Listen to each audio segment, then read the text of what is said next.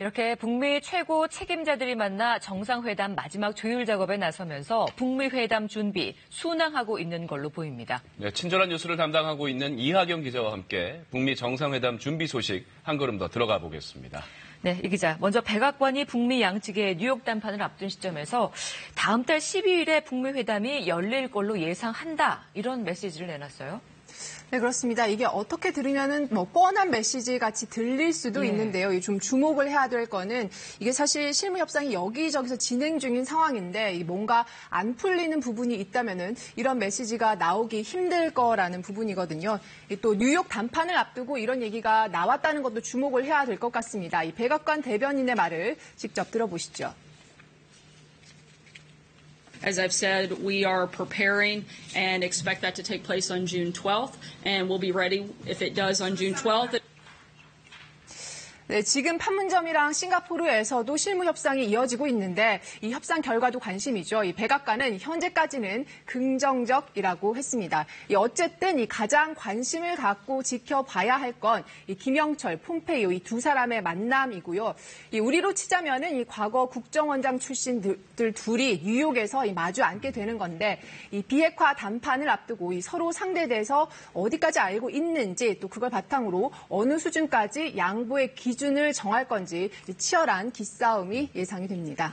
김영철 부위원장의 이번 미국 방문이 북한 최고위급 인사로서는 18년 만이에요. 네네. 뒤집어 보면 18년 전에도 이런 북한 고위급 인사의 방미가 있었다는 얘기인데 그때 어떤 논의가 있었는지 좀 살펴볼 필요도 있지 않겠습니까? 네, 맞습니다. 18년 전, 그러니까 지난 2000년이었죠. 이때는 이 조명록 북한 국방위 제1부장이 미국을 방문을 했었습니다. 이 당시에 김정일 국방위원장의 특사 자격으로 갔거든요. 친서를 가지고 갔습니다. 이 백악관을 방문해서 클린턴 대통령도 만났고요. 이 북한과 미국은 그때 이 공동 성명도 발표를 했는데 이 북미 적대 관계를 근본적으로 해소하는 내용이 담겨 있었습니다. 꽤 파격적이었죠. 하지만 이 합의는 바로 그 다음 해에 이 대북 강경파인 부시 행정부가 등장을 하면서 물거품이 됐습니다. 이 북한이 미국한테 핵을 포기하면은 우리가 체제 보장을 해준다고 했는데 그럼 그 약속을 어떻게 믿느냐 이렇게 나오는 데는 이런 배경도 있다고 봐야 할 것 같습니다. 네, 방금 김영철 부위원장, 폼페이오 국무장관이 이제 만찬이 시작됐다는 보도가 방금 들어왔습니다. 네. 이제 판문점에서도 북미 양측이 어제 2차 고위급 회담을 이어갔는데 이쪽 상황도 한번 짚어볼까요? 네, 어제 판문점에서 북미 양측의 이 실무 협상진들이 사흘 만에 다시 만났습니다. 이 판문점 북측 지역이죠. 이 통일각에서 만났는데요. 이 미국에서는 성김 주 필리핀 대사가 또 북한 측에서는 이 최선희 부상이 협상에 나섰습니다.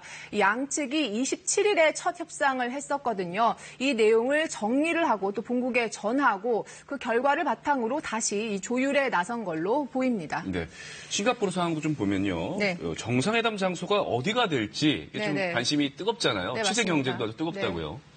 이 판문점 그리고 뉴욕에서는 이 의제 조율이 핵심이라고 한다면은 사실 싱가포르에서는 의전이 핵심이거든요. 이 어젯밤에는 이 미국 측 준비단 숙소가 있는 이 센토사 섬 지금 보고 계신데 여기 카펠라 호텔에서 이 북측 일행을 태운 차가 나오는 게 목격이 되기도 했습니다. 취재진이 알아봤더니 이 다음 달 12일을 전후해서 이 호텔은 일반 예약을 안 받는 걸로 돼 있었습니다. 이 경호, 의전 모두 적합한 곳이란 평가가 나오고 있어서요. 여기가 이 북미 회담 장소로 급부상을 하고 있습니다. 네, 싱가포르에 청와대 직원들이 파견됐다는 소식도 있던데요. 이건 어떻게 봐야 될까요? 네, 말씀하신 대로 청와대 직원들이 비공개로 싱가포르에 간 사실이 뒤늦게 알려졌었거든요. 누군지 알아봤더니 이 국민소통수석실의 행정관들이었습니다. 네. 그래서 이 남북미 3자 회담까지 아예 이어서 열리는 게 아니냐, 이 종전선언까지 함께 추진되는 건 또 아니냐, 여러 가지 추측이 나왔습니다. 이 청와대가 해명을 했는데요.